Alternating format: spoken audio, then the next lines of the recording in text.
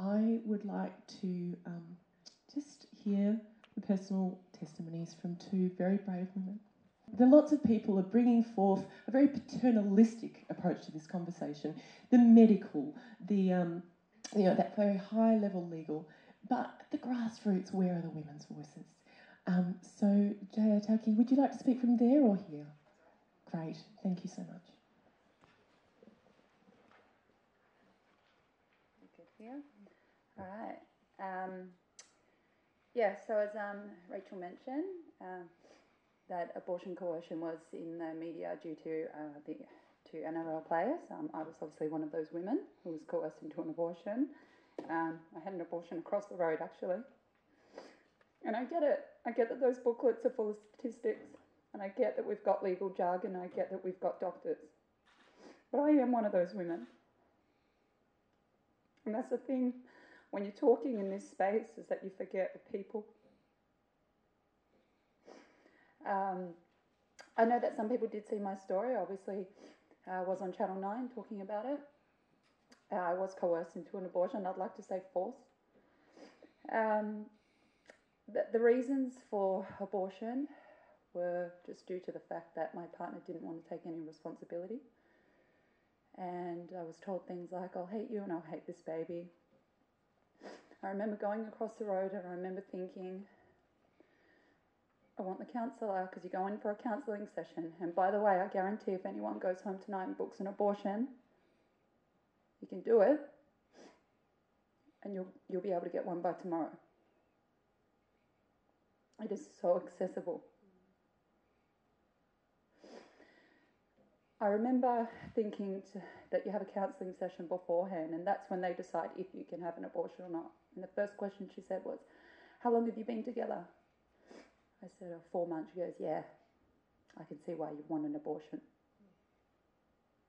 And I remember thinking, please ask me more questions. Please ask me if this was my choice. And she said, yeah, I get it. You don't want a baby that early in your relationship. No one supported me, and I thought that was my final chance. I was hoping that she would sign off and say, this woman cannot have an abortion. And said, she gave me an envelope and said, make sure you put your money in there, and that's keep that, because that's your code for the Medicare rebate. You want that. It's about $31.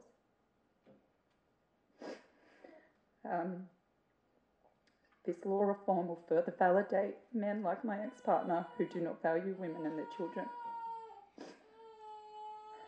I remember thinking how great it would have been to find out after 12 weeks.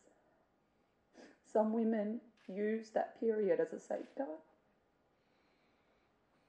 As a safeguard to say, oh, it's too late to have an abortion now. Could you imagine the implications of a woman having an abortion right up until due date? I have suffered a miscarriage. I've had an abortion, and I'm actually a mother.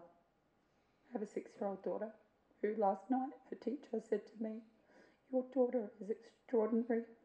I have never had a student in my class as intelligent as your daughter.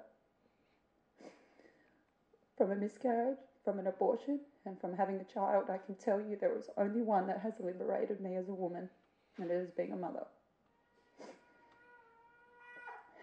No one told me the jail term I now face for the rest of my life called regret. And when does it end for me? When do I ever stop beating myself up for a decision that was so final, for something I will never be able to take back?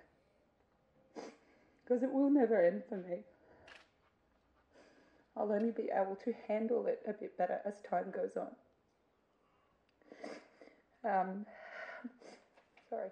My life did spiral out of control last year, and I didn't realise it was because I was suffering from post-traumatic stress disorder, because you're not told that.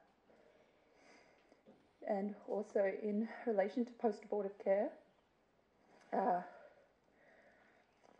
once the abortion had happened, I was then taken into a room with a whole lot of other women, and you wake up on a recliner with a glass of orange cordial and a biscuit. And I remember my partner at the time was late to pick me up, and the woman just kept looking at her watch and looking at me as in, can you get out of here? There was another woman coming through and they needed my chair. And I remember thinking, I should probably go. So I actually left before my partner got there and just waited around down the bottom, across the road, just with a piece of paper that said, make sure you pick up your prescription of antibiotics. I actually almost attempted to kill myself a couple of times, but I did share in my Channel 9 News interview. And this is the things that you feel that you can't have depression or anything because I made the decision. Because I was the one, a lot of comments came from people, well, he didn't force you on the bed and do the abortion himself. Well, he might as well have. So that's how I felt. So the lack of empathy and sympathy for women because we choose this.